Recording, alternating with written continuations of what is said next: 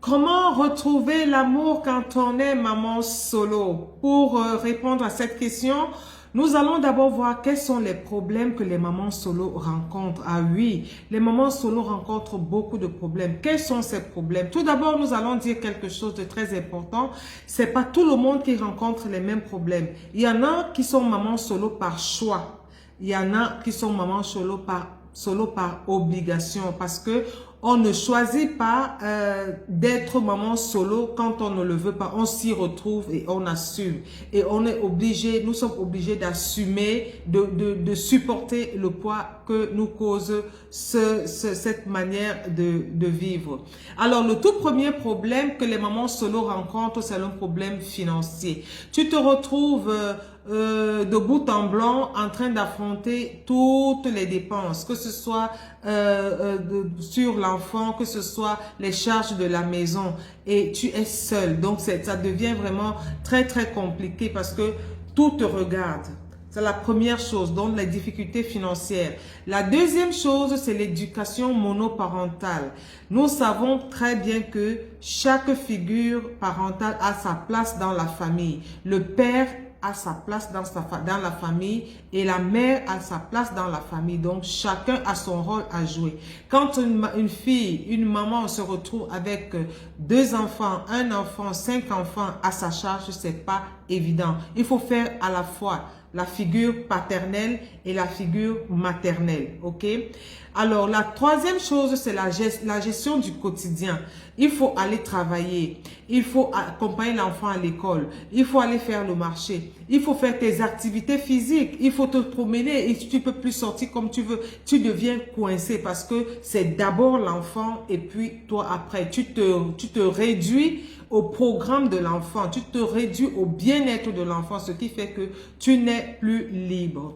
Tu te sens coupable, oui, la culpabilité. Est-ce que j'ai bien fait? Est-ce que j'ai mal fait? Est-ce que j'ai fait un bon choix? Est-ce que j'ai pas fait un bon choix? Qu'est-ce qui n'a pas marché? Qu'est-ce que je devais faire? Voilà autant de questions qu'on se pose.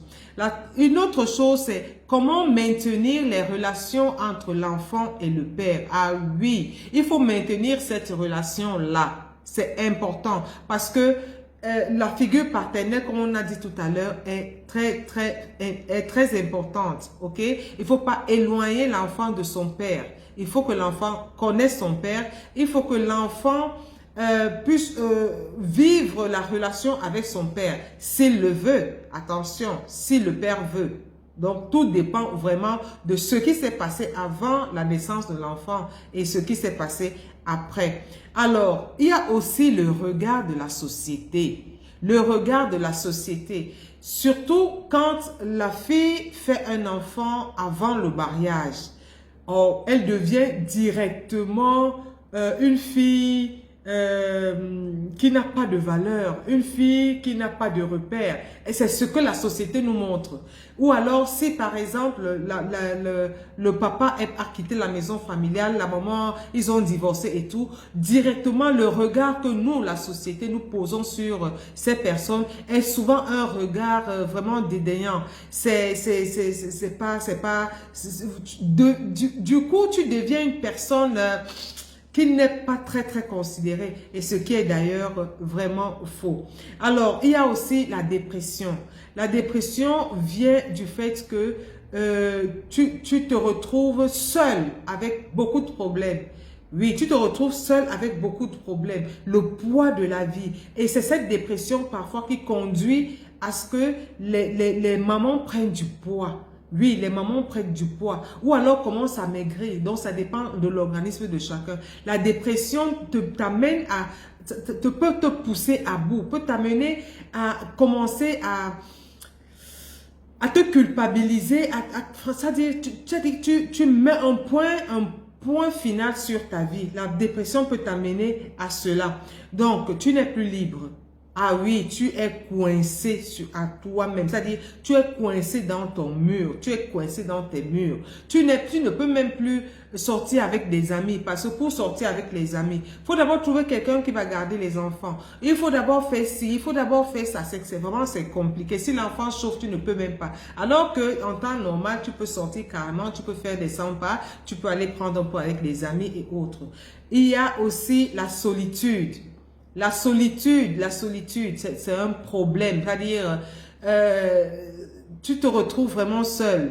Peu de gens te fréquentent parce que des personnes qui te regardent avec le coin de l'œil ne veulent plus avoir des rapports avec toi parce que ils se disent que tu n'es pas une personne de bonne moralité. Et c'est vraiment, c'est lamentable. Et puis toi-même alors, tu commences à te poser les questions. Est-ce que je serai à la hauteur?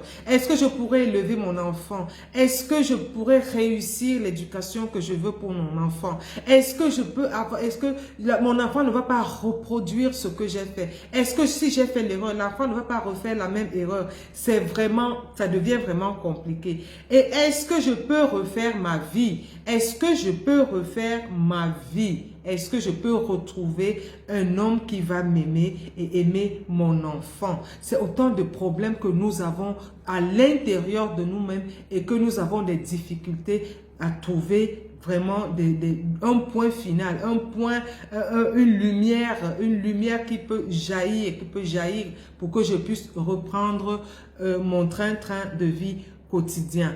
Alors, voilà à peu près, voilà les différents points que j'ai voulu énumérer pour que chacun puisse mettre le doigt sur ce qui lui fait problème et trouver la solution. Et les solutions, nous allons vous les proposer dans la prochaine vidéo. Et voilà. Individualisez votre problème, vraiment mettez le doigt sur votre problème et vous verrez que vous allez trouver la clé de